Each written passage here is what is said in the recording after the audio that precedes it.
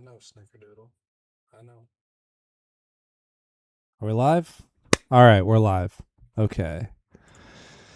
Let me clear this out. I haven't watched this yet. It's titled It's Not Going to Stop by Penguin Zero, Charlie, aka Moist Critical. He put out a video about GameStop. My coworkers told me about it, and we're going to be doing a little bit of a reaction today. They told me, oh, he was shitting on GameStop, this and that other thing. So crack open a nice little ferment, get comfy, and let's react to this Charlie video. I'm sure it'll be a good one. And before we hop right into it, disclosure here, side note, I am a GameStop investor. I've been a GameStop investor for probably 5 years now. With, after all the meme craze, made a little bit of money, got out, got back in, this, that, and the other thing. So when Ryan Cohen really took the stand, and I kind of saw him doing interviews and, kind of his history, I decided, you know what? This is a company that I think has a lot of value, a lot of potential value long term.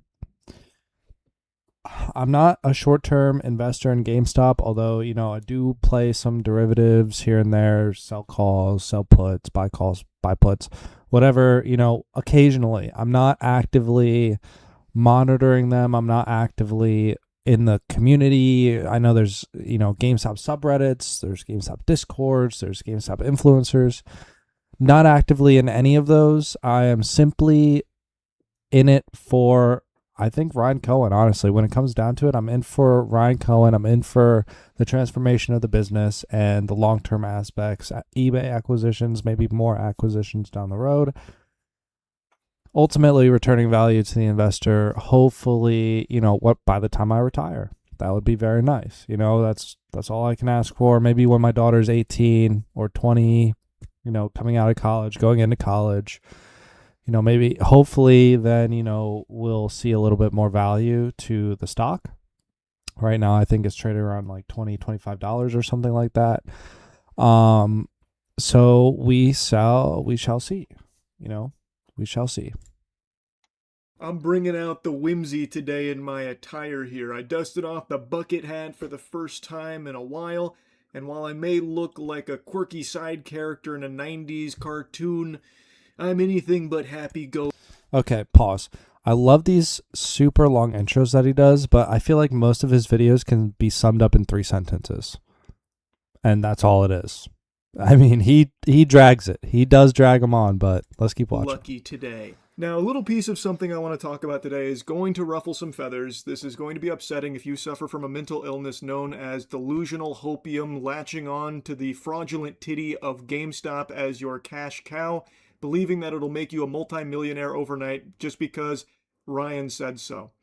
So if you happen... Pause right there. Agree, but also disagree. I agree with the point that it's not going to make you a millionaire overnight, obviously, right? No stock really does, unless it's like, one of those crazy stocks that pumps 1,000,000% in 2 days or 2,000% in 2 days or something like that, and you have options on it, but you're an insider or something like that. Like, obviously, it's not going to make you a millionaire.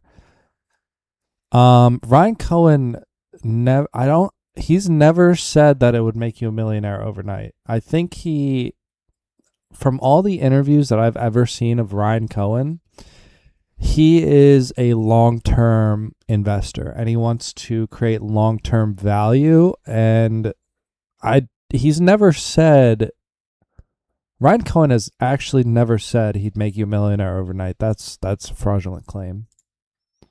To suffer from that illness, you probably won't like something I'm going to yap about here. Also, it may be beneficial if you get yourself institutionalized. Get yourself the help you need before it's too late and you waste all your money and time on this garbage. GameStop is one of the worst companies out there right now in terms of like an actual business. Like, yes, they've been profitable quite consistently because they just started closing and firing everyone. It wasn't so... Okay.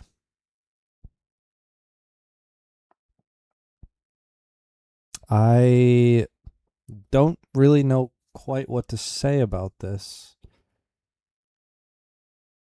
I mean, that's just blatantly incorrect. I mean, yes, they've been closing a lot of stores overseas and in the continental U.S. Obviously, downsizing the company was a right choice. It was the correct choice for Ryan Cohen to streamline things, to kind of build it from the bottom up. GameStop stretched itself so far thin.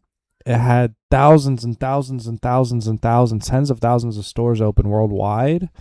And now that we're moving into a digital age, especially with like PS5 and Xbox not making physical games anymore, it's very hard to justify that many stores open when their main revenue source was like consoles and physical discs, downloadable discs, stuff like that back in the day. Those days aren't coming back, and I wish they were coming back. Those were the glory days. We didn't know what we had until we lost it, honestly. We didn't know what we had.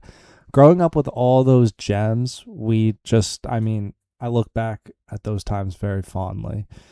In regards to what Charlie said, yeah, they did close down a lot of stores. And yeah, they did fire a lot of people. And I'm really, it's unfortunate that they had to go that route. But in order to survive as a company, they had to make that downsize. They had to make that, unfortunately. As unfortunate as it is, they had to do that. Otherwise, it would have been the same story, just maybe another year or two. If they go bankrupt, then it's even more jobs that they're losing. So, and at the rate they were going, I mean, bankruptcy was definitely on the table. 100%, it was on the table. Ryan Cohen downsized the company, streamlined operations, streamlined workflows, partnered with PSA, made some good money moves, some good efforts in the digital cryptocurrency space, but that was a kind of it was a mess. This had to happen. Otherwise, it would have just happened maybe a year or two down the road. Let's continue. Some ingenious strategy. It was just cutting everything. So obviously they're going to go a bit into the green. But their actual stores, their actual business is fucking atrocious. I'll give it one compliment here, and it feels like poison leaving my mouth, but their pricing on some retro games in some of their stores is reasonable. But beyond that, they offer nothing except a fist into your ass and deep into your wallet as well. They get in there like a colonoscopy. And the most egregious demonstration for their greed comes from their bread and butter, which is no longer games, by the way, it's collectibles. They've fully pivoted into collectibles, most notably Pokemon. And they are by far the worst in the industry when it comes to their pricing as far as retailers go. I agree. So the 30th anniversary celebration collection is right around the corner for Pokemon, and the Ultra Premium Collection box, the UPC, is being listed by GameStop, allegedly, at $600, which is more than 3 times MSRP. Even though it's allegedly, I don't know if this price was verified or not. 600, this is kind of egregious, I'm not going to lie, but on the same side of the coin, you have to look at it from two sides. One, it's egregious pricing. I agree. Two, people are going to buy it anyways. Collectors, people who just, there's a lot of crazy people out there that buy this kind of stuff. There is, and there's a market for it, obviously. Ryan Cohen made the correct decision in pivoting into collectibles, 100% physical games. And honestly, physical hardware like PS6 coming out, I don't know when it's coming out, or the new Xbox or whatever, I don't know when it's coming out, but I don't think the sales are going to be there to actually support it. Considering the fact that they're moving solely to digital. I know a lot of people that love physical hardware, love physical discs, love the collectible aspect of those. Like I still have like Xbox stuff, OG Xbox stuff, Xbox 360 stuff. Like Black Ops, the retro stuff, right? People love collecting those, love maintaining them, collecting them, displaying them. That's true. In terms of this pricing structure for the 30th anniversary, celebrations box, it's a big deal. 30 years of Pokemon is a huge deal. Obviously, people are going to buy this. People are going to buy it at this price point. And, we even saw it with the Charizard UPC, what was it, Phantasmal Flames. GameStop had it for $199 or $200 something dollars, something egregious. Like the actual MSRP was $90 or maybe $100. I don't know. Correct me if I'm wrong, but people bought that. Like they had stock, they had inventory longer than like Walmart, longer than Target, longer than, some other places, but they still sold out eventually. Like they have the inventory and then they sell the inventory. Maybe it takes a little bit longer than like Target or Walmart and, other stores that sell them, Best Buy.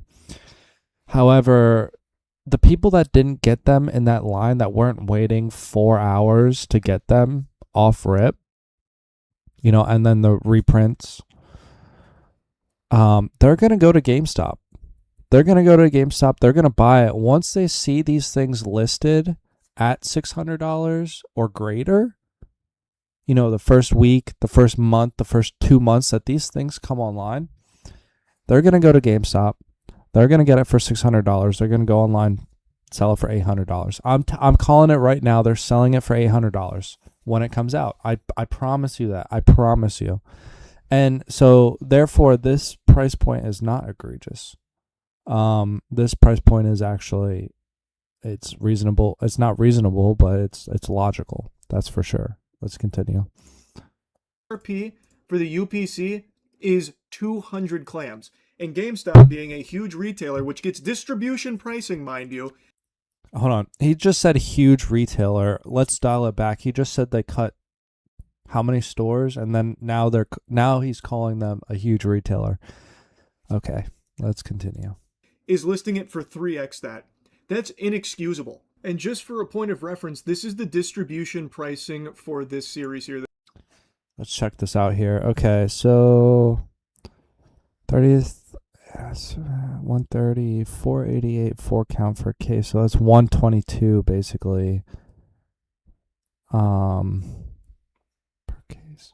The 30th anniversary celebrations. If you Okay. look at the bottom there, for a case of Ultra Premium Right here, Collection, 488. 4 boxes, 4 they're boxes. paying $488. Now, I've seen this exact same pricing in multiple other spots as well from multiple sources, so I'm inclined to believe that this is accurate. This is the distribution price that anyone that has access to a distributor is paying for these products. So, GameStop obviously has a distro, and they're paying for 4 boxes less than you as a normal consumer, an average Joe Schmo blow, are paying for 1 from their store. And the reason they get away with it, as I've already said, is because fucking mindless drones still flock to it and pay that crazy price on it because... I don't want to call them mindless drones, okay? There's a distribution curve in the IQ scale, right? And not all of us land at a higher IQ or above, for males it's 99. The average IQ for males in the United States is 99, and I think actually is probably a little bit lower, given the technological age that we're entering with lower attention spans. My mom's a teacher; she sees it in her classroom, so I think it's a little bit lower. 99's a bit generous, but not everybody lands in that category above 99, and usually it's people that may have a bit of a lower IQ, or they're just a bit of a hustler, or they are very excited, or maybe, they're on the spectrum, special needs spectrum. I'm not judging. I know a lot of people, I have some friends that have family that, special needs. Honestly, Love them. Love them. Very, very funny people. Very cool. But there will be people to buy this. I don't think Ryan Cohen is wrong. I don't think GameStop is wrong for pricing it at this price point. I will caveat this. I feel as a father, as a Pokemon enthusiast, as a gamer, as a nerd, that Pokemon products should be priced reasonably for children. I feel like they should be priced at MSRP if you're a child and you're, under 18. You're going to your local GameStop. You want to pick up a pack of Pokemon cards. You're not paying $40, $50 for a single booster pack of 151, which is insane. I want you to pay only the $5. That's just me, though. That seems to be just me. That's the way that I would run my business. It's not the most profitable, obviously. But it ensures longevity of the hobby. Now, what do I mean by longevity of the hobby? I guarantee you, whoever watches this video, I guarantee you, your dad, or maybe your dad's dad, used to collect baseball cards. How many baseball cards do you have? My dad used to collect comics. How many comics do I have? None. I know people still collect comics. I know dads that, older dads, 40s, 50s, who collect baseball cards, collect rookie cards, whatever, basketball cards. How many of us in our generation, 20 to 25 to, what is it, our generation, 30, 25 to 30 or something? I don't know. How many of us have baseball cards? Not a lot. Not a lot. Why do you think that is?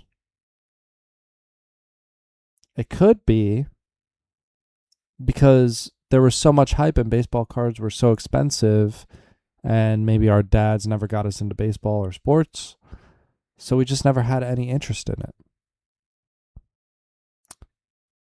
Now, the younger generation, right? If they can't get Pokemon cards and they don't grow up on Pokemon cards, what makes you think that this hobby is going to last another generation? Interesting question. So many other places that do sell at MSRP get wiped out instantly by botters and scalpers that are camping out for fucking 12 hours to try and be the first in line to get their grubby paws on it. Yep. So then people go to GameStop, of all places, a godless zone, a PvP-enabled zone as well. So many fights keep happening outside of GameStop That is true. for Pokemon scalpers. But they go there and pay everywhere. This crazy upcharge for no reason, just because GameStop can get away with it. GameStop honestly feels like pricing that would be like how Mr. Krabs would run this, like charging you extra for the air. It's so out of control. It's laughable that there's real sentient people out there that pick up the shield and white knight for this corporation just so they can continue to swallow their cock because they believe that somehow by nut fondling GameStop, it'll lead to huge profits for them on the back end because they've invested so much in GME because they bought into the Reddit hype around it. No one goes to GameStop for anything other than trying to get Pokemon product to scalp, which is a terrible idea, by the way, because you are getting scalped by GameStop, so you've already failed step one in your journey to become one of these scumbag scalpers. You're already just bad at it. They're also terrible in the collector space in general. Like Funko Pop collectors don't even go to GameStop for the Funko Pops that GameStop invested so heavily in. They made like a big emphasis for a while on, we're the Funko Pop guys now, which is so embarrassing and so cringe. They're also terrible at appealing to gamblers with their power packs. A big thing GameStop has pivoted to is trying to get into like the degeneracy around TCG gambling. So they have these things called power packs where you pay for a wide variety of tiers that offer different kind of potential grails, like hits in there that go all the way up to like hundreds of dollars per pack to thousands of dollars per pack. But the thing is, their grails are just worse than all of the other competitors out there. So GameStop isn't even getting like the big hits that would make you want to dump thousands of dollars for a chance at gambling on these packs. So they're the worst when it comes to Pokemon pack gambling too. They are a circus. They are just a clown show. They're a joke of a company. And the only reason people ever try to defend them is because they're hoping that they'll see some financial upside for their service here in the GME front lines and the trenches. But they are a terrible business. There's just nothing they do well, other than the occasional retro game. Like, that's really it. So, it's not surprising to see them 3x MSRP on the 30th anniversary Pokemon UPCs around the corner, but it is still just gross. Their greed is disgusting, and it is limitless. It knows no bounds. It will always find a way to go lower. That's the GameStop motto. But I want to change gears for just a moment because it is not just GameStop, and I've said this before. There are plenty of others as well. Some big retailers, which I've yapped about, but also I want to completely change this. LGSs. So many local game stores now are just fully embracing scalper pricing, which is so heartbreaking to see because I've been a big advocate for supporting your local game stores, your local card shops. But now I've seen the infestation spread. I've seen this. This is totally true. I go to my local game store, my local card shop, and they have, I mean, just outrageous prices, even above GameStop's prices. When 151 was, getting back on the shelves, I think it was like 2 years after it came out or a year after it came out or something. I already had some 151 collections, sealed stuff because I open like half of the stuff I buy and I seal, keep sealed like half of the stuff I buy just in case, right? For my daughter when she grows up. But I go to my local game store. GameStop has 151 booster bundles for $50. Best Buy is selling them for $25. My local game store is selling them for $90. 90. Oh, Fidel Cashflow, you have a terrible, local game store. I agree. I have not purchased anything from them in like a year. Maybe more. Maybe 2 years. So, I mean, I had to buy one thing because, I didn't have it in my collection, so I had to buy it, but it was like twice MSRP, like 2 times. So it's ridiculous. It is ridiculous, but this is the way that things are going, and they're going to be there for, I fear, a little bit longer. So if you can't get your hands on Pokemon stuff, don't feel too bad because I can't either. I probably have, I have a decent collection, but, like 3 years ago, 4 years ago even, my buddy and I, we would go to Target. Stock was amazing. They would have Pokemon top, bottom shelf. No one was buying them. So we would go to Target, 8 o'clock at night, 9 o'clock at night. Get a couple of ETBs, rip them, make a deck, and play it. You can't do that anymore. It's just not possible. And it sucks. Look at Charlie right here. He has so many cards right here. Is that a Pokemon? This is definitely Pokemon right here. There's so much cards right here. I wonder what Charlie's collection looks like. He probably has a good collection. Infection take root and rot so many of these LGSs now. I've always recommended that if you're looking to shop for singles or get sealed products, to go check out your local spots. A lot of these are family-owned businesses and would love to see you there, and they're really fun areas to go. And if you don't have one nearby or at a reasonable driving distance, or they don't have what you were looking for, then I always recommended TCG Player for singles or sealed product or something, because it's just this giant culmination of all of these LGSs, actual brick and mortar that sell through there. A lot of my local stores here sell through TCG Player, even though they have physical locations too. And there's also some online ones that do business through there too. But it's just this big culmination of all of these LGSs. And for the longest time, you'd find like real pricing that made sense. It was reasonable. Yes, often it would be slightly over MSRP, but I'd always been okay with that personally because I know these aren't like big. Personally, because I have $40 million in my bank account. Money is not a thing for Charlie anymore, unfortunately. Money is not a thing. He's trying to be relatable here. This is not a diss at Charlie. It just happens when you have a lot of money. When you don't have a lot of money like me, you're not buying GameStop. You're not buying LGSs. You're just waiting. You're waiting in the background. All right. I have my collection. If something comes across my desk at a reasonable price, I'll buy it. But especially in this economy, I do not have extra money to be spending on a $600 30th anniversary. Now, if something came across my desk and it was $200 for that, I would buy it. And I would sit on it because I'm not opening that, man. I'm not opening that. By the time my daughter's 18, the thing's going to be like $1 million, right? Not really, but maybe if the hobby survives that long.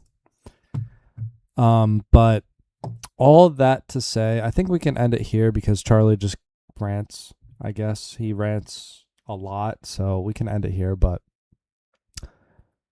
GameStop isn't the only one. They didn't start it.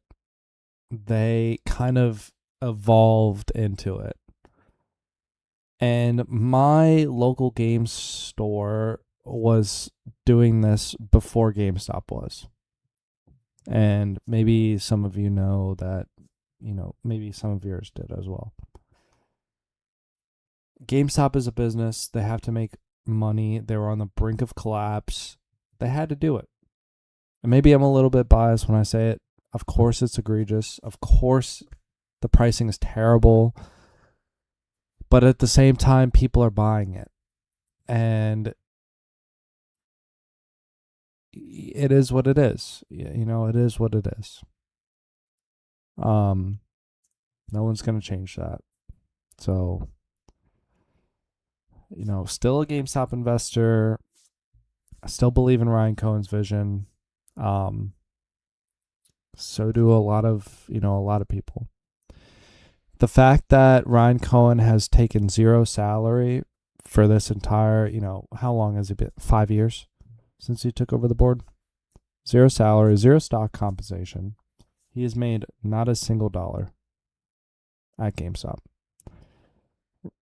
Really shows you that he's in it for the long run. And he's only bought GameStop stock. Like, he has shares. He has an enormous amount of shares. He's only bought that with his own money and no one else's money. So obviously it's from the money that he raised, selling Chewy, because he founded Chewy. But it just goes to show that he puts his money where his mouth is, and he's not giving up. Even though these prices are egregious, you don't have to buy them.